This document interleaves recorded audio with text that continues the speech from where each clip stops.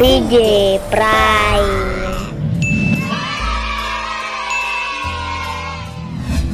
Candi Jago dan Candi Kidal, Malang, Jawa Timur. Dari alun-alun kota Malang menempuh jarak sekitar 13 km. Wow, ternyata tidak jauh ya dari pusat kota Malang. Rute ini bisa ditempuh menggunakan sepeda motor maupun mobil, sehingga memudahkan pengunjung untuk menuju ke lokasi. Jika berangkat dari luar kota, lebih mudah menggunakan tol. Bisa turun di gerbang tol Madiopuro, Kota Malang. Setelah turun dari tol, kemudian bertemu lampu merah, lalu belok ke kanan. Kemudian lampu merah selanjutnya belok ke kanan kembali. Kita akan melewati Jalan Cemoro Kandang. Ikuti terus jalan tersebut menuju Kecamatan Tumpang. Sampai di ujung jalan, belok kanan dan menuju ke Candi Kidal, Dusun Baran, Kecamatan Tumpang, Kabupaten Malang. Sebelum berangkat, alangkah baiknya kita klik tombol subscribe dahulu agar tidak ketinggalan video baru lainnya yang pasti seru, menghibur, beserta terdapat tempat rekomendasi wisata keren lainnya. Dalam hitungan ketiga, ayo kita klik tombol subscribe sama-sama. 3, 2, 1, VJ Prime. Pasti penasaran kan bagaimana sejarah atau asal mula Candi Kidal? Sambil jalan-jalan, kita juga akan belajar sejarah. Silakan disimak ya. Candi Kidal merupakan warisan dari Kerajaan Singosari. Nama Candi Kidal berasal dari penamaan lokasi di Lembah Gunung Bromo, Desa Rejo Kidal, Kecamatan Tumpang, sebelah timur Kota Malang. Candi ini dibangun sebagai bentuk penghormatan atas jasa besar Anusapati. Candi Kidal dibangun pada tahun 1248 Masehi. Anusapati merupakan Raja Singosari yang kedua. Sayangnya, Raja kedua Singosari ini meninggal karena dibunuh oleh Panji Tohjaya. Lalu siapakah Panji Tohjaya tersebut? Mari kita simak baik-baik ya. Kerajaan Singosari merupakan kerajaan yang besar yang mencakup sebagian wilayah Jawa. Besar juga ya. Lalu bagaimana sih sejarah terbentuknya kerajaan Singosari itu? Jadi, asal mula kerajaan Singosari itu seperti ini. Dahulu kala, terdapat kerajaan besar bernama Kerajaan Kediri. Kerajaan besar yang dipimpin oleh raja bernama Kertajaya. Kerajaan Kediri menyebar luas di Pulau Jawa. Kerajaan Kediri memiliki wilayah bernama Tumampel. Di wilayah Tumampel, terdapat tokoh bernama Tunggul Ametung yang menjabat sebagai Akuwu. Akuwu kalau sekarang jabatannya seperti Pak Camat. Tunggul Ametung jatuh hati dengan sosok wanita cantik dan terkenal bernama Ken Dedes. Sayangnya, Tunggul Ametung tidak sabar meminta izin orang tua Ken Dedes dan lalu membawa lari Ken Dedes untuk dijadikan kekasihnya. Tunggul Ametung memiliki pengawal handal yang sangat nakal, pemberontak dan ahli bernama Ken Arok. Ken Arok ketika itu tidak sengaja melihat Ken Dedes. Ternyata Ken Dedes memancarkan aura sinar yang menyala dengan paras wajah yang sangat cantik. Sehingga suatu ketika Ken Arok berniat untuk merebut Ken Dedes dari Tunggul Ametung. Ken Arok kemudian memesan keris dengan kekuatan yang dahsyat ke seseorang bernama Empu Gandring. Empu Gandring menerima pesanan Ken Arok dengan syarat harus menunggu keris jadi secara sempurna. Akan tetapi, setelah sekitar 5 bulan lamanya, Ken Arok tidak sabar dan menagih keris tersebut. Tetapi, keris tersebut belumlah jadi secara sempurna. Sehingga, Ken Arok menusuk Empu Gandring dengan keris tersebut. Empu Gandring sangatlah marah dan mengutuk keras keris tersebut. Di sisa nafas terakhir, Empu Gandring mengutuk bahwa Ken Arok akan mati tertusuk oleh keris tersebut. Dan anak-anaknya 7 keturunan juga mati dari keris tersebut. Ken Arok memiliki akal yang cerdik.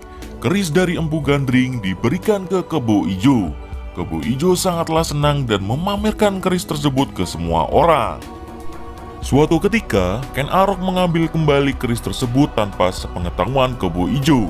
Dan ternyata kemudian dibawa keris itu untuk ditusukkan ke Tunggul Ametung. Dan apa yang terjadi? Keris itu menancap di Tunggul Ametung. Sehingga dikala itu disangka Kebo Ijo lah pelaku pembunuhnya. Dan Kebo Ijo dihukum mati. Dengan kematian Tunggul Ametung, Ken Arok mendekati Ken Dedes dan merayu Ken Dedes untuk menjadi kekasihnya. Ken Dedes adalah sosok wanita yang sangat cantik, yang diramalkan siapapun akan menjadi raja jika berhasil mendapatkan Ken Dedes. Dengan demikian, Ken Arok secara otomatis menggantikan menjadi Awuwu Tumapel, Kerajaan Kediri, setara dengan camat, dan Ken Dedes menjadi kekasih Ken Arok. Di suatu ketika, Raja Kediri bernama Kertajaya menunjukkan ilmunya mampu duduk di ujung tombak atau kayu. Dengan ilmunya tersebut, Raja Kediri memerintahkan Brahmana atau pendeta untuk menyembah Raja Kediri. Raja Kediri merasa dirinya dewa yang memiliki ilmu tinggi yang patut untuk disembah. Dan apa yang terjadi? Brahmana itu menolak ajakan Sang Raja Agung Kediri. Brahmana itu kemudian pergi ke tempat Ken Arok untuk meminta perlindungan. Dari sanalah semua sepakat Ken Arok diangkat menjadi Raja Tumapel dan berencana pisah dari Kerajaan Kediri. Di manakah letak Tumapel saat ini? Letak tersebut sekarang adalah Kota Malang. Di kota inilah banyak peninggalan dari Kerajaan Singosari. Salah satunya adalah peninggalan Candi Kidal, Candi Jago, dan lain-lain. Yuk, mari kita lihat bagaimana peninggalan bersejarah di Kota Malang ini. Halo guys, sekarang kita ada di Candi Kidal. Yeay!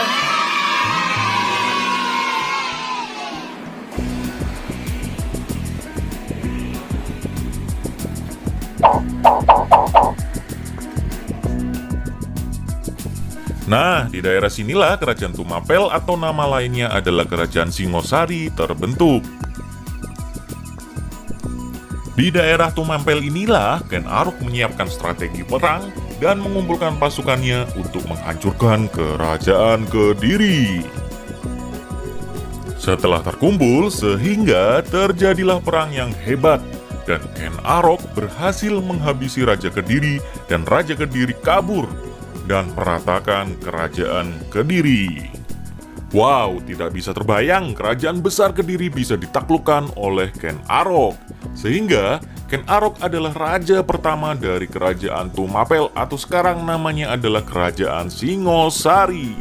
Dengan menangnya dalam peperangan, dengan otomatis Kerajaan Kediri berubah menjadi Kerajaan Singosari dengan luas wilayah kekuasaan yang hampir menyeluruh Pulau Jawa dan sekitarnya. Tidak disangka, Ken Dedes mengandung anak dari Tunggul Ametung dan melahirkan anak bernama Anusapati, sehingga Ken Arok memiliki anak tiri dari Ken Dedes bernama Anusapati. Ketika Anusapati tumbuh dewasa, dia bertanya kepada ibunya Ken Dedes, "Siapakah bapakku?" Ken Dedes menjawab, "Bapak sudah tiada." "Kenapa bapak tiada?" Ken Dedes menjelaskan kalau bapaknya Anusapati dibunuh. "Siapakah pembunuhnya?" tanya Anusapati. Dijawablah Ken Arok. Dengan perasaan yang campur aduk, Anusapati, anak kandung Tunggul Ametung, dan Ken Dedes tersebut langsung mencari keris buatan Empu Gandring. Kemudian Anusapati menusukkan keris tersebut ke Ken Arok, dan Ken Arok meninggal. Kematian Ken Arok disembunyikan, sehingga dengan demikian Anusapati diangkat menjadi raja kedua Singosari. Itu guys, candinya guys.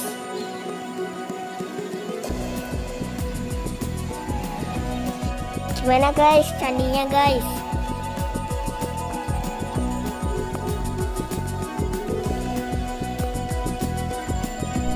Wah, cerita yang menyeramkan ya. Jangan ditiru ya guys, pertumpahan darah satu keluarga yang tidak patut dicontoh. Di sini dapat diambil kesimpulan bahwa keburukan atau kejahatan akan mendatangkan balasan yang menyeramkan.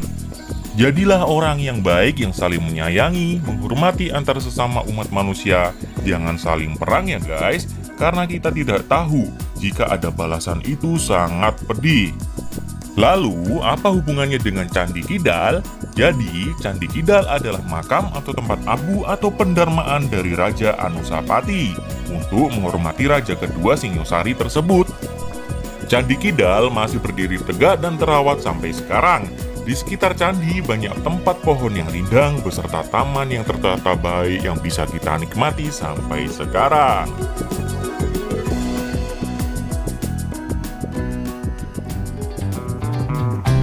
Menuju Candi Jago. Halo guys, sekarang kita lagi ada di Candi Jago.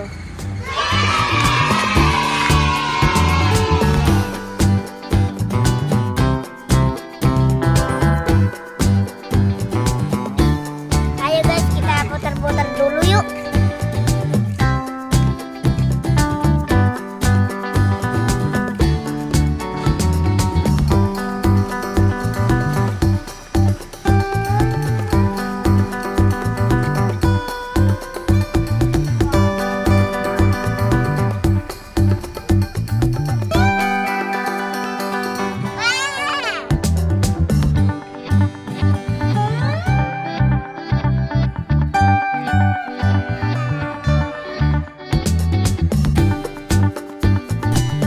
Inilah Candi Jago. Ukuran Candi Jago lebih besar daripada Candi Kidal.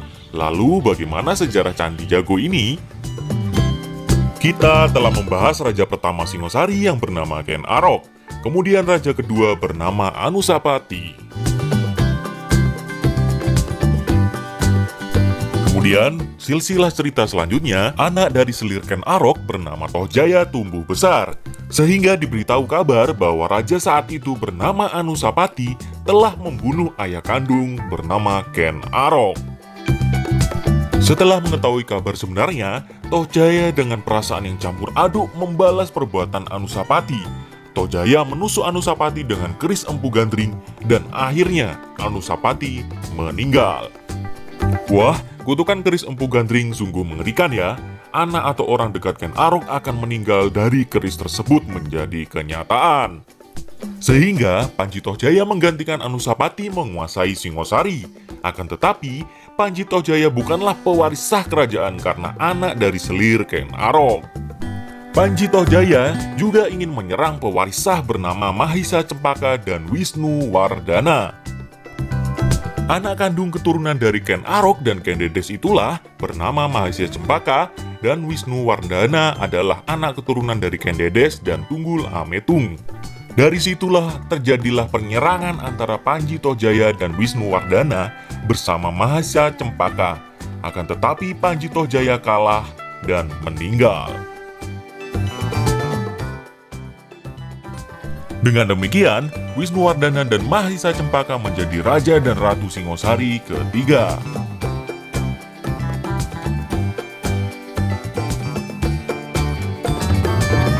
Sekitar tahun 1254, Raja Wisnu Wardana meresmikan ibu kota kerajaan Tumapel bernama Singosari. Berjalannya waktu, disinilah kerajaan Singosari lebih populer dari nama sebelumnya, Kerajaan Tumapel. Raja Wisnu Wardana keturunan Tunggul Ametung dan Ratu Mahisa Cempaka keturunan Ken Arok sepakat bahwa kisah pahit sebelumnya harus bisa disatukan. Kemudian raja ketiga tersebut memiliki putra bernama Kertajaya. Ketika anaknya tumbuh, kemudian mengangkat anaknya sendiri menjadi raja keempat Singosari.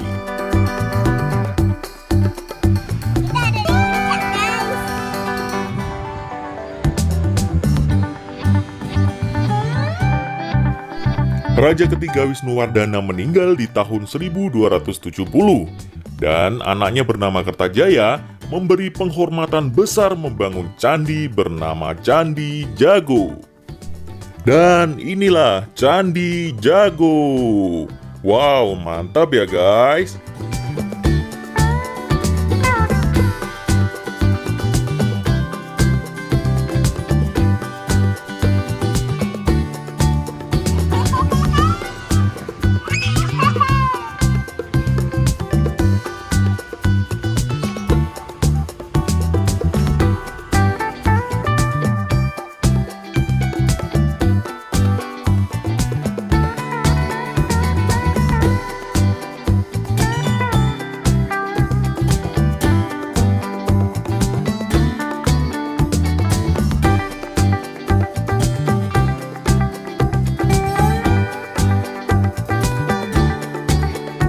Wah, kita ada di puncak, guys.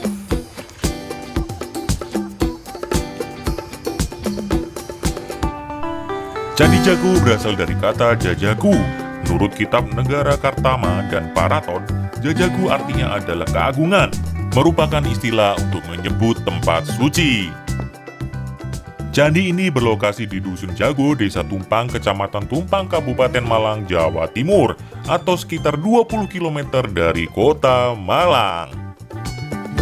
Candi Jago berlatar belakang agama Buddha Tarayana, karena terdapat arca perwujudan dari Raja Wisnuwardana disertai pengiringnya yang menandai latar belakang tersebut. Arsitektur Candi Jago disusun seperti teras punden berunda atau trap berganda yang posisinya semakin tinggi, yang keseluruhan memiliki panjang 23,71 meter dan lebar 14 meter dengan tinggi 9, meter. Candi Jago dibangun atas perintah Raja Kertanegara atau Raja keempat Singosari sebagai penghormatan ayahnya sendiri Wisnuwardana. Walaupun dibangun pada masa pemerintahan Kerajaan Singosari, disebutkan juga dalam kitab bahwa Candi Jago juga tempat yang sering dikunjungi Raja Hayam Wuruk dari Kerajaan Mojopahit.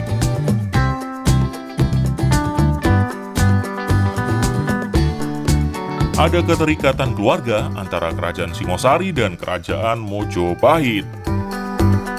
Gimana guys, seru ya? Keterkaitan ini terlihat dari pahatan candi, terdapat pahatan teratai yang menjulur ke atas dari bongolnya menghiasi tatakan arca-arca. Lalu, bagaimanakah kisah dari Kerajaan Mojopahit dan bagaimana hubungannya dengan Kerajaan Singosari? Ikuti terus perjalanan kita dengan mengklik tombol subscribe agar tidak ketinggalan video baru selanjutnya. Nantikan video belajar sejarah dan rekreasi dari kita. Semoga para subscriber dan kita semua diberikan kesehatan sehingga dapat mengenali jutaan sejarah dan tempat menarik yang mengagumkan di Indonesia. Terima kasih yang sudah nonton. Jangan lupa like, share, dan subscribe. Ikuti terus perjalanan kita ya. Sampai ketemu lagi. Bye-bye. Dadah. Fiji.